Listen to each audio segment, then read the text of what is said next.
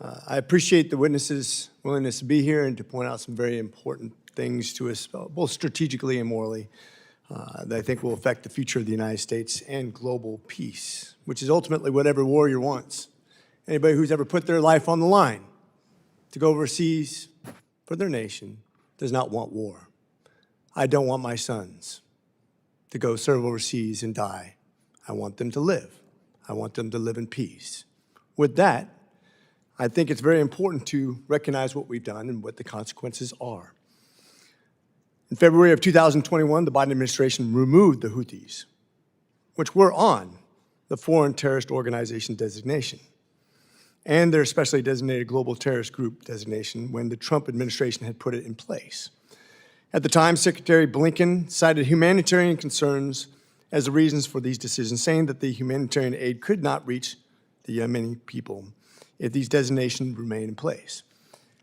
I want to make a few points. I went on the first freshman Codell to Bangladesh, the largest refugee camp in the world.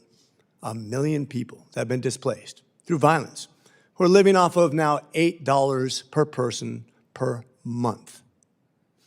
There's people all over, we have a record number of refugees all over the world right now, starving, displaced, being raped, being killed constantly. And yet, we're more worried about idealism than realism when it comes to who we aid and who we abet. And this is the problem.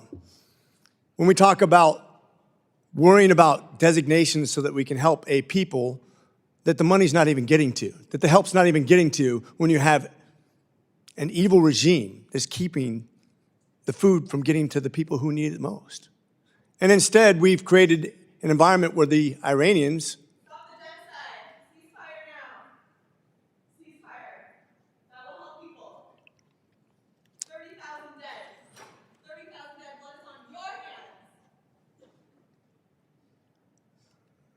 when we're talking about realism and who we're trying to assist and who we're trying to claim as our friends. We should not be assisting a genocide. Ceasefire now. Free Palestine. American taxpayers don't want this to happen. I think it goes without saying that I'll reclaim my time. Okay, very good. Thank you. Ms. Leedon, do you believe that the Biden administration's reasoning for removing the Houthis from the FTO designation was accurate and the correct step in addressing the humanitarian crisis in Yemen? No, I do not. Do you think that the aid that has been forthcoming goes to the right people? No, I do not. Exactly my point. I think we need to be more concerned in supporting the resistance in Iran, for example. Those people who would stand up against the injustices against women and children, against education, against rights. Absolute disgrace. You should all be ashamed of yourselves. Ceasefire now. No more money to Israel. This isn't complicated. You absolute disgrace for human beings. And there we go with the absolute misunderstanding of realism versus idealism. Iran is an evil regime. It's a theocracy that oppresses its people. It has kept women from their natural God-given rights.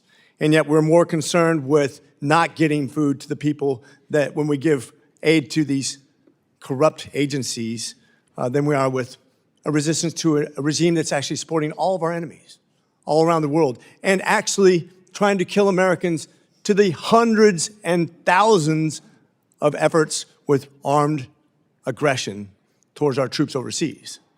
We've lost Navy SEALs, we've lost Army National Guard, we've lost American lives, and we've put them in jeopardy every single day for the last, not just several months, but several years because of our policy.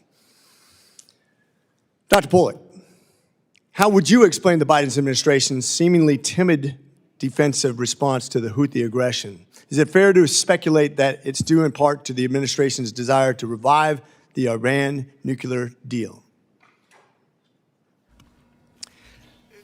Congressman, first, I would encourage you to have the administration come and defend its own policies.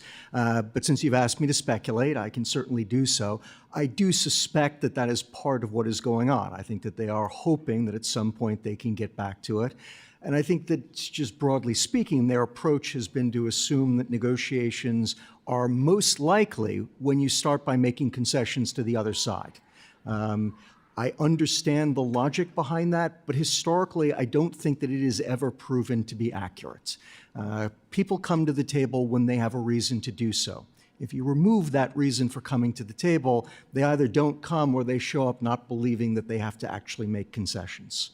Well put, sir. It's been my experience in my over 20 years of Marine Corps and Navy experience around the world, whether it be in Africa, the Middle East, or the Far East, or anywhere else we're in combatant zones, that evil people only understand one thing, and that's strength.